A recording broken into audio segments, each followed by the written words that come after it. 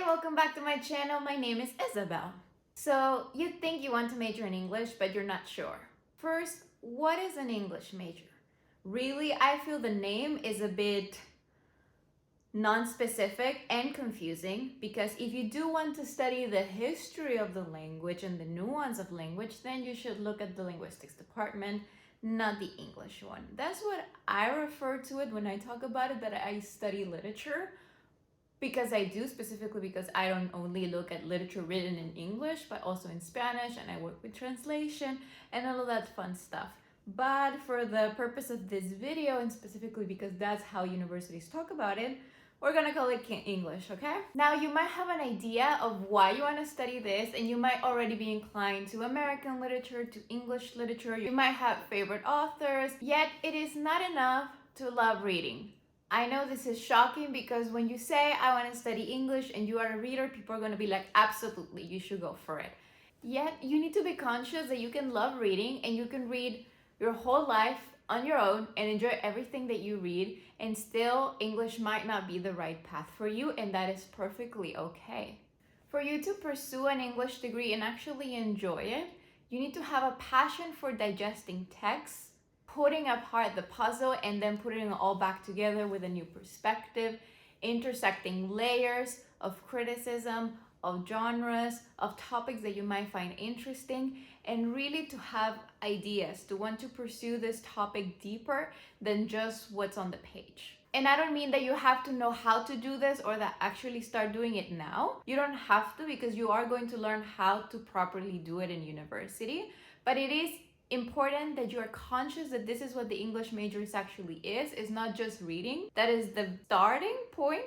It's a very small part actually at the end of the day of what you do. You read to be prepared to actually do the work that the degree is going to ask you to analyze, critically think about complex topics, complex ideas, coming up with new ideas that intersect those contexts, to do research, and to look at the text as the beginning of other ideas. And all this constant looking at the text and coming up with ideas might be very draining for you. That's why I'm saying it is not enough to just like to read, to enjoy it, because most of the times you're not actually choosing all of the things that you read.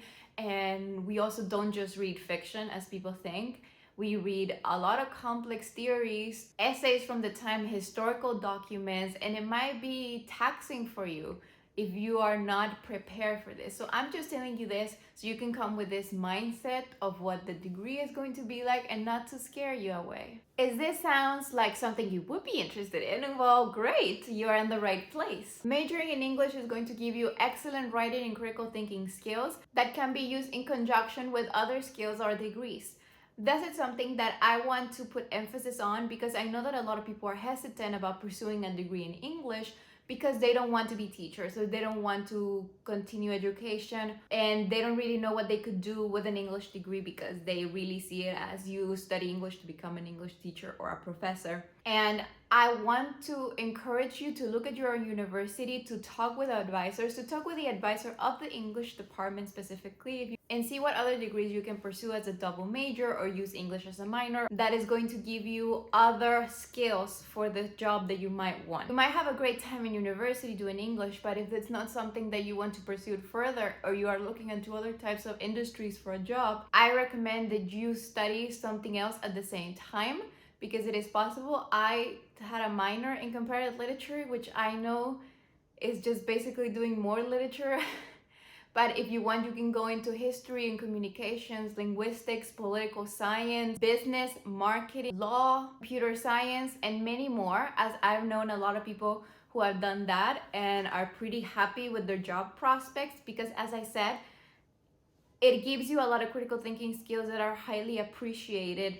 And learning how to communicate efficiently is something that you might think is a soft skill, but it's actually very important for a lot of industries. Which also takes me to remind you that a bachelor's degree is not a specialized degree. It doesn't even mark where your life can go and what your opportunities are. So don't be afraid to pursue English if that's something that you are passionate about and that you have this curiosity for, because you can accommodate it as a minor most of the times.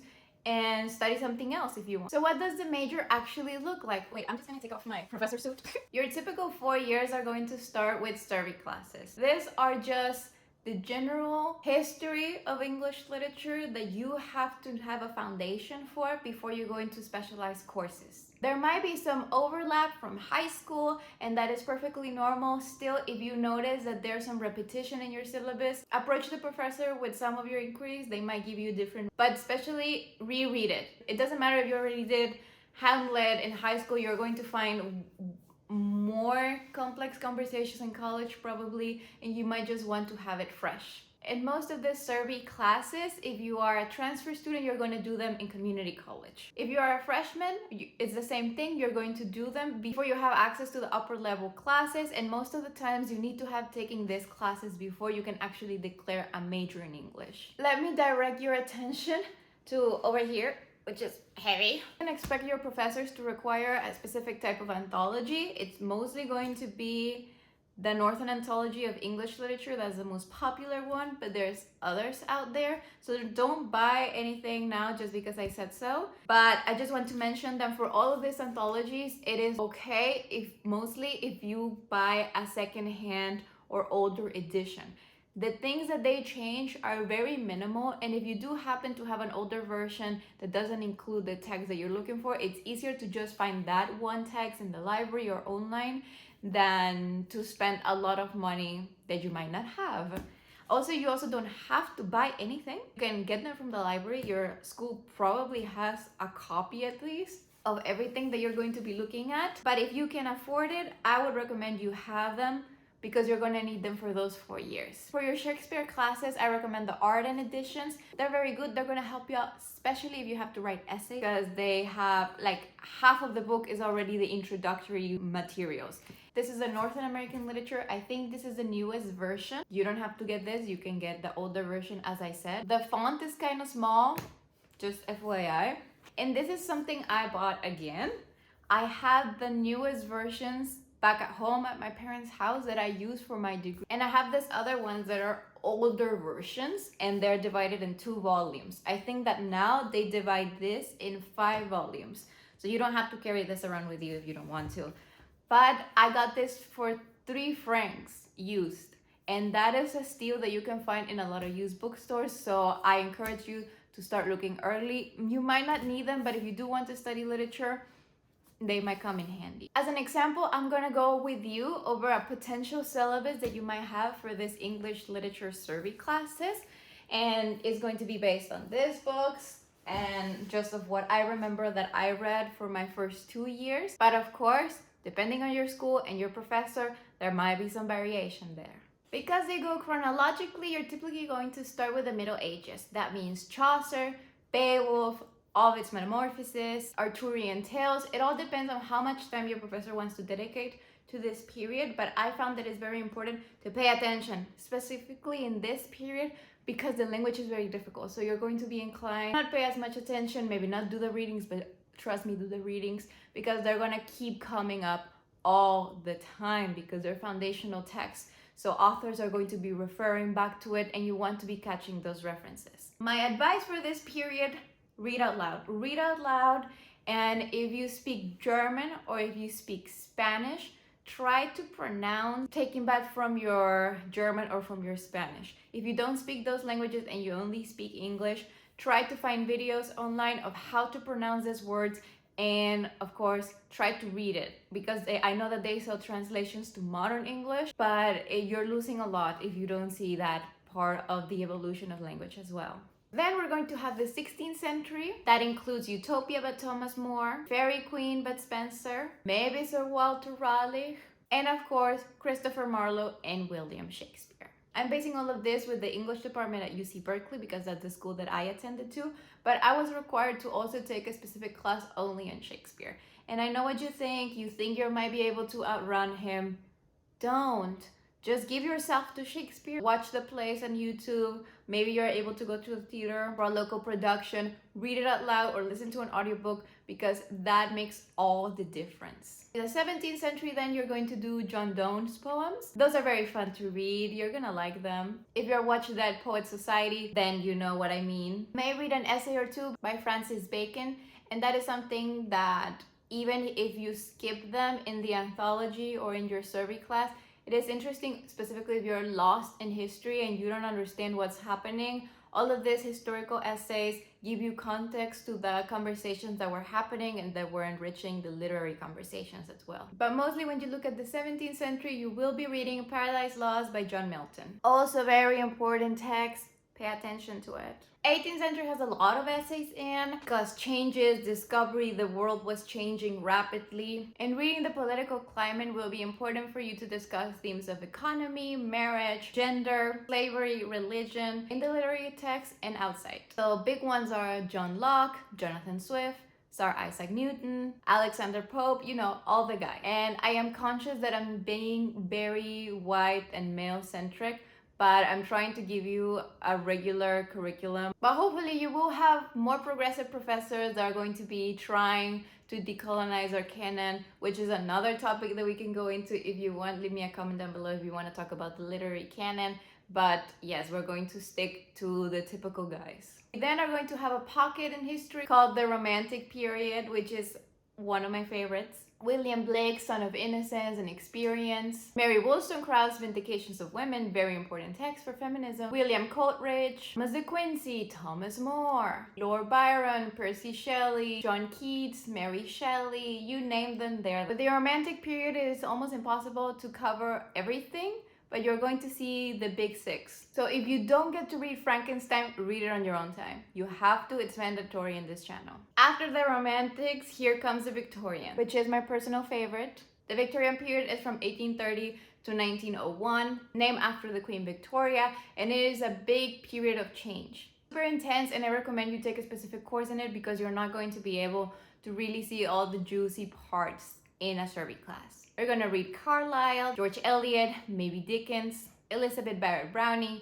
the Bronte sisters, SETI, and maybe for late Victorians, you might get to see Oscar Wilde. For preparation in this period, I would recommend you to read about the industrial novel, The Woman Question, City, the Countryside, Unions, the Situation of Workers, etc., etc., etc.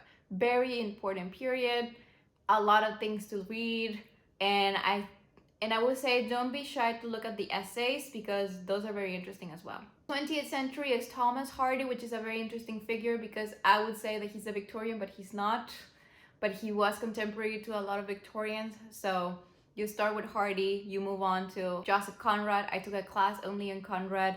He was more interesting than I thought he would, and I changed my mind about him. Yeats, E.M. Foster, Virginia Woolf, Complex Little Boy James Joyce, E.H. Lawrence, Achebe. It really depends on what your professor wants to focus on, especially because it's the end of the class and there's barely going to be any time left. Just keep your mind open. They're a bit difficult, but they're fun. And that is for the English literature survey classes.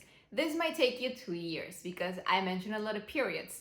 You're probably going to have 1, 2, 3, and 4, or depending on how often the class meets, it might be 2 years. And at the same time, you will be taking the American survey classes. Many departments require you to take at least these survey classes before you pick if you want to do American literature or English literature. Others let you mix and match. So please look at your university requirement. I also want to mention that if you do want to major in English, it is important you have a knowledge, an idea, and understanding of the Bible. I'm not saying read it all. I'm not saying that you have to be religious. I'm just saying that you need to have an understanding of what happens in the Bible, the creation myths, the saints. You're going to read the Psalms for class. So you're going to have to read that. You also need to know mythology. You're going to read Ovid's Metamorphoses at some point, but if you can get ahead on that, that's also a very cool read I found, and it's very interesting. Norse mythology, and of course, the Iliad, the Odyssey, and the Aeneid.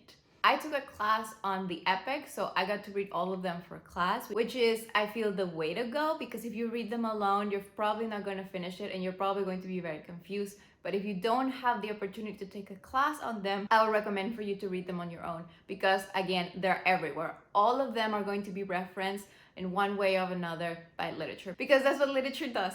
They just call back back and forth, and there's just this big conversation constantly. So you want to be part of the conversation.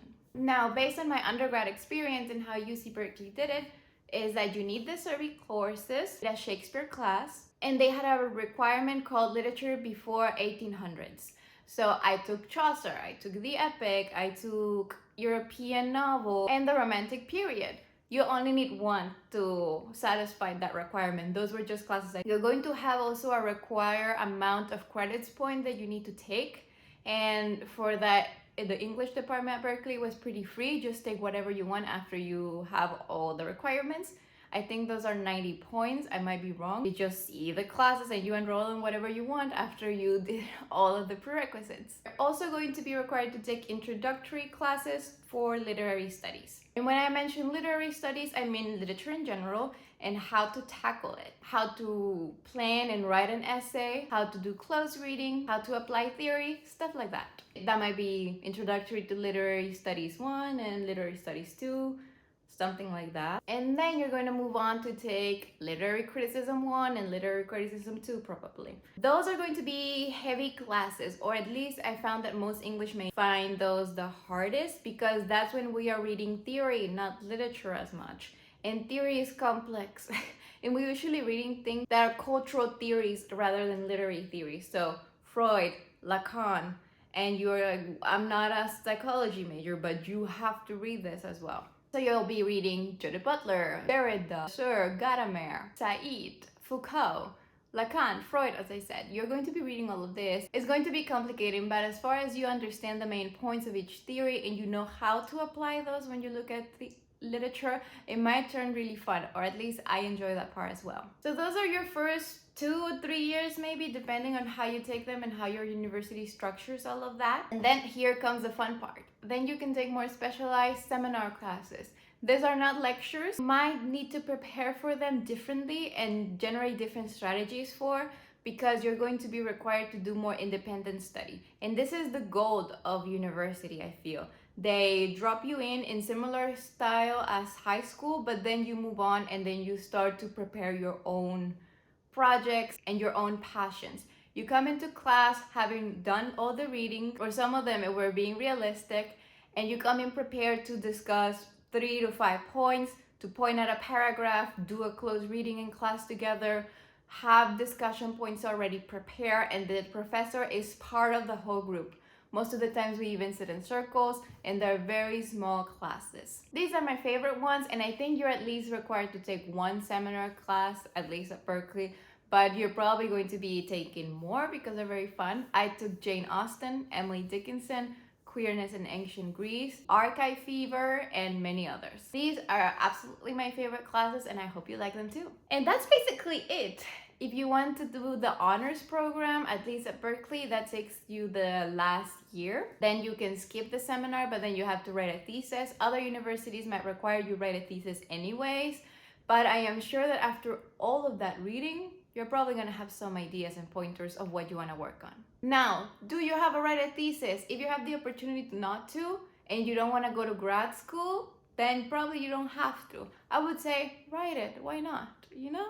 It's fun. It teaches you stuff.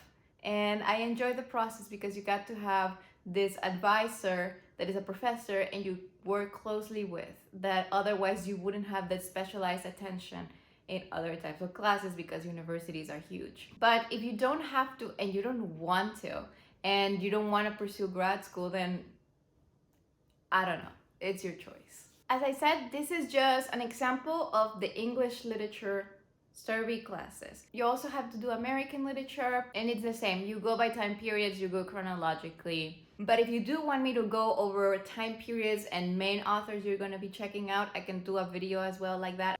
To conclude, I don't want to scare you. I know it sounds like a lot, and it's probably more than what the average person is ever going to read in their entire life that you're going to fit in 4 years. You said you love reading, right? Again, I'm not trying to be mean. I'm not trying to scare you away. It's just that when I was going to college, no one around me even knew what an English degree was like. I had to really look everywhere, and online there are not a lot of resources or videos of people that have gone to the same path as me. I know that Emmy has a similar video. You can go watch that one too to complement what I just said. If you haven't started classes or you're just thinking ahead in the future of what you would like to study, this might help you prepare to have a nice mindset of what you're going to be faced. But I want to mention that I have never met an English major that was unhappy. And that is something very big. As I said in my video from yesterday, I've met many people who were miserable at school, and my heart aches for them because that has never been my case. I've always loved what I've studied, and I've always been genuinely excited for doing my degrees because I have an ardent passion for literature and I absolutely adore it. I've never regretted my decision. You might know I don't only do English literature, I also do literature in Spanish, so I have double the readings. But I think that those of us who are English majors have the privilege and the opportunity that not many people have. So don't be afraid. In the name of all English majors in the world, I welcome you and I wish you all the success. If you still have any more questions about specific programs, send me a DM. We can look at them together. Leave a comment down below. If you have decided that English maybe is not what you want to do, that's totally fine. I hope you find your way if you have to take the road less traveled by, and enjoy the journey. My name is Isabel. Thank you so much for watching. Keep reading, and when you're not, follow me on all my social media linked down below. I'll see you tomorrow. Bye!